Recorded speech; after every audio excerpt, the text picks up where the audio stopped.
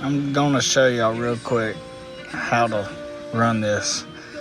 I put everything on after I tighten this one up back here. You gotta loosen this up to get the belt behind it, because there's one that runs all the way like this around that hydrostatic, comes back around to this, loops back around this tensioner, back to the other static, and then comes back around this way back to here. So you don't have to take that off. You can just take off the clip, but I couldn't get my clip off, so I took off the whole pulley system or whatever.